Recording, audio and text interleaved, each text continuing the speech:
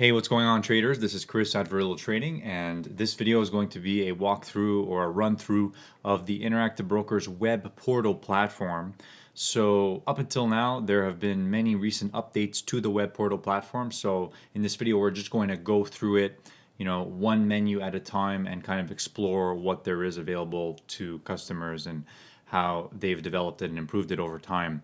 Okay guys, if you want to know more about me, my name is Chris and I operate this channel, VerrilloTrading. So check out other videos. We've got tons of platform tutorials and also some videos related to trading psychology. So see you there and let's get to it. So we want to start off by being on the Interactive Brokers website, and we can click on login here and it'll bring us to the portal login. And of course, this video is going to be just for the web portal platform. So the first thing you need to know is that if you don't have an account, they actually give you the option to have a free trial, which is probably good if you have zero experience and you want to learn about, a basic trading platform.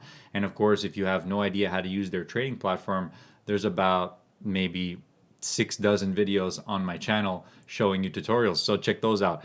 All right, so here we have the choice between live and paper account. What you will notice is that if you log into the paper account, there's actually no menus you can really go into. You're going to be able to reset the account in the account settings, and you're also going to be able to generate statements to see any past trades that you've done in your paper trading account. So for this one, we're going to log into a live account, and I will be blocking out personal and sensitive information on the screen, of course. So let's get started. So now that we're logged into the portal platform, this is the default menu that we see. And generally what you see is a view of your portfolio as of the most recent update, and you can also refresh it right here by pressing this refresh button. You'll be able to click here to select your different accounts that you have, if you have more than one account, that is, and you'll see a quick view chart of your accounts that you have selected, and you can also click here to see a performance chart related to the account. At the top of the screen, this is something relatively new that they've added, and basically it's like a mini quote screen. So if you click on these 3 dots here and select US, you're going to see some quotes for the US stock indexes.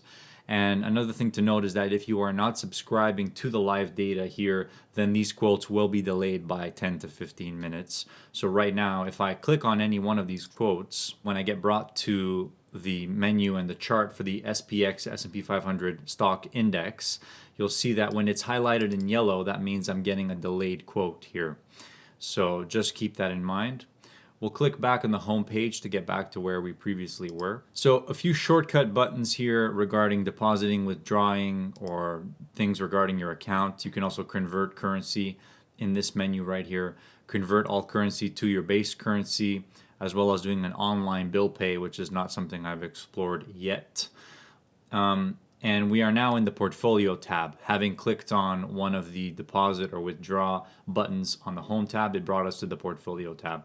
So I'll click back on the home tab because we want to go slowly here. This portfolio view here, we can basically see the progress of our account or the balance of our account over a specified time period. So you can zoom out to as much as a year if you want. You can click on performance instead of value, which would give you a different view on that. And then you'll see an overall performance based on the holdings you've had in the account. You can also set a benchmark, which is a pretty interesting thing. So overall, what I'm starting to see with this web platform is that they are definitely investing into some good developers to help them work on this, because they've added a few interesting features here that can help investors and traders to see their portfolios from a different view, as well as have access to some pretty advanced analytics and insights. So in this case, I plotted the S&P 500 stock index on top of this portfolio performance chart. If I click on the top right arrow here, it'll bring me again to the portfolio tab, where I'll be able to see more analytics related to my portfolio and positions that I have in the account. We can see our performance, cash report, and impact dashboard. All of these tabs will give you more analytics related to the positions in your account. And of course, if you're on this menu, you can see here at the top in the center here next to the portfolio window, you'll be able to click here to select any accounts that you have with the broker. All the way on the right side of this, where we have details with a plus, we'll click there to see some more important details regarding our account: margin, maintenance, overnight liquidity. So definitely take some time, especially if you're new to margin accounts, to look at this stuff. And by the way, if you have not used Interactive Brokers before, you need to understand that they are very strict when it comes to margin loans. I'll go back to the Home tab and we'll scroll down a little bit. Now, from time to time, you might get a message saying you're not connected to our trading and market data system. I've noticed this at times, and what you'll normally do here is try to refresh the page. As you can see, now that I've refreshed the page, we now have more insights in the market overview and the dashboard. So down here on the home page, we can actually choose to add or edit these widgets, which is interesting. So by default, we have market updates or any trades that have taken place recently, but we can choose to put watch lists, news, portfolio analysts, etc. So this is going to be up to you to determine how you want to customize it. I would put potentially portfolio news and maybe a watch list. We can try that out and see what happens. So there we go. We've got top news. We've got some real estate trusts and whatnot. So definitely experiment with that as you need. Now, when we click on certain tabs at the top of the menu here, you'll often see a drop-down menu. For example, when we click on portfolio, you'll see cash report and it'll tell you that this is a new addition. So let's click on watch list, and this is where we're going to see all of our watch lists that we've created either on the mobile app in the TWS platform or on this web portal platform. And all of these watch lists are synced to a cloud server because no matter where you log in, all your watch lists are going to come in to this cloud here. They're all going to be linked to it. If we click on the three dots at the top right, we can choose to rename the watch list, add or edit symbols, edit the columns, or delete the list totally. So let's say I wanted to add a symbol there. I'll click add symbol and then I'll enter the ticker. So let's try AMC. Now that I've added that, we can either add another symbol or we can save it. So I'll save it for now. Let's say I wanted to change the columns around here. I'd click on the three dots another time, edit the columns, and here we have our list of columns that we can add to the watch list. These selections look very similar to the way they are in the TWS platform, except it does look a little better and less like it's from the 1970s. So let's keep going. Like in the TWS and in the mobile platform. By the way, if you haven't seen my review on the mobile platform, go check that out. And by the way, guys, leave a like on the video if you made it this far. If we click on a symbol here, you'll get brought to a quote for that symbol individually. We have a chart as well as the option to place orders here or add it to a watch list or add an alert, all on this page right here. So basically we are now viewing a quote for this stock AMC, and it's a delayed quote because I'm not subscribed to live real-time data on this account.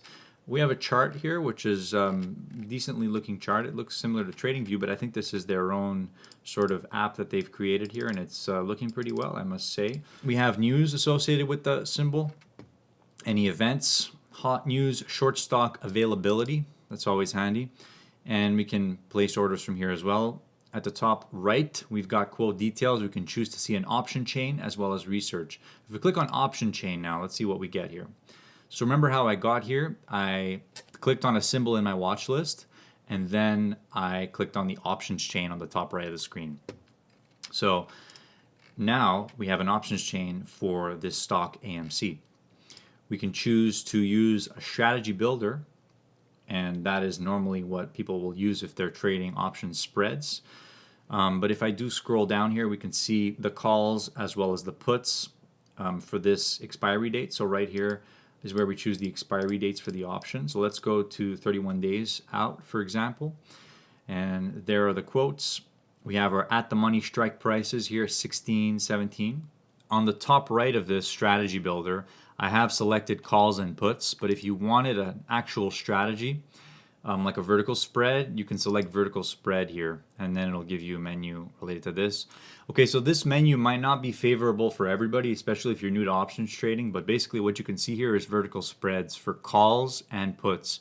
So let's say I select puts, it then loads in the quotes, and we can see here our strike prices and the width of the spread. So in this case, you would be selling the 15, buying the 14, selling the 15, buying the 13, and the wider the spread is, of course, the higher the premium is. This is one way to view vertical spreads.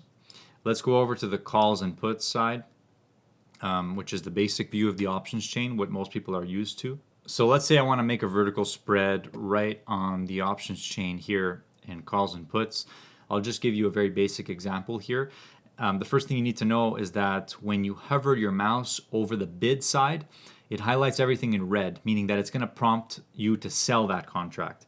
If you highlight your cursor over the ask side, then it will prompt you to buy that contract. And you can see that by the way it highlights the column. So let's say I want to create a vertical put spread. I'm going to sell the 16 put by clicking on the bid, and I'm going to buy the 14 put by clicking on the ask. And now we can see that we have 2 put legs in this strategy. We can add this to our watch list if we want. We can add the individual legs or the total strategy, or the individual legs and the strategy. I haven't seen any other platform that gives you 3 options to how you want to add it to your watch list. I'll cancel for now. If we click on the profile, it'll show you the performance profile with this strategy here.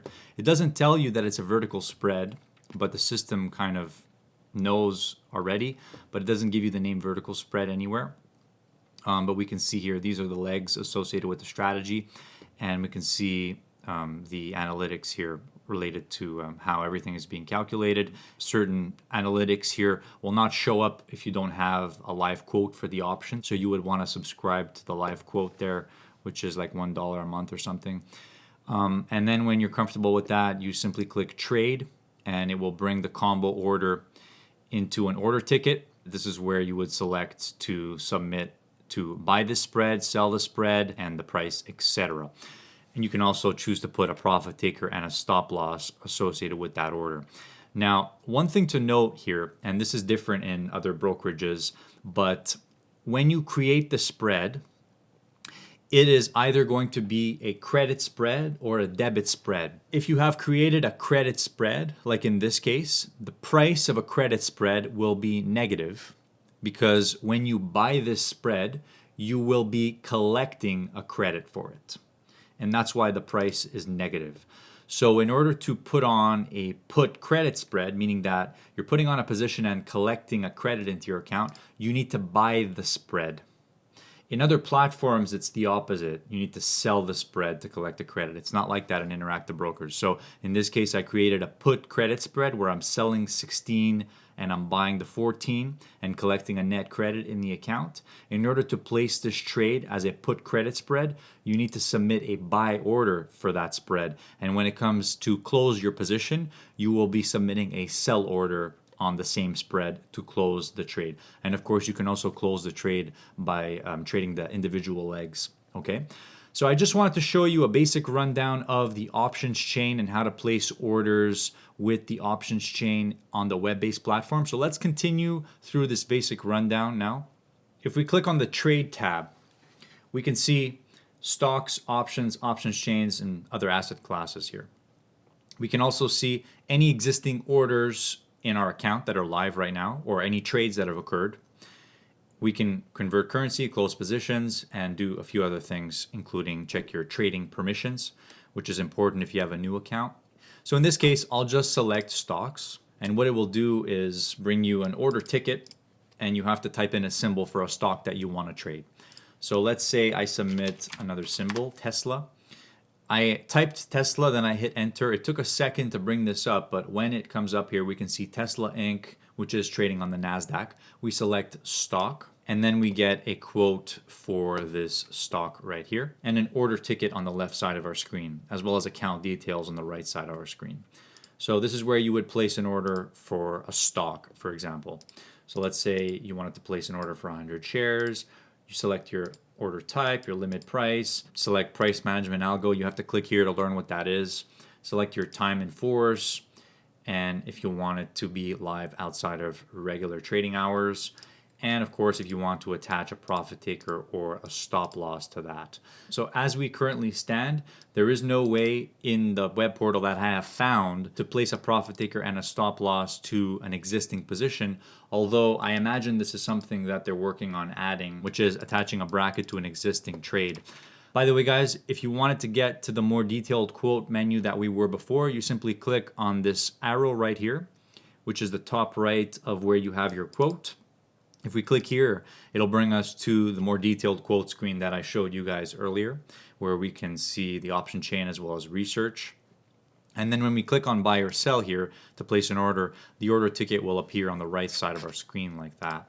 But this trade menu and then going to the asset class itself is also another way that we can see quotes and place order tickets here. So if we click on option chain, this is also something new. It'll ask us what symbol we want. So let's choose a symbol, Apple in this case.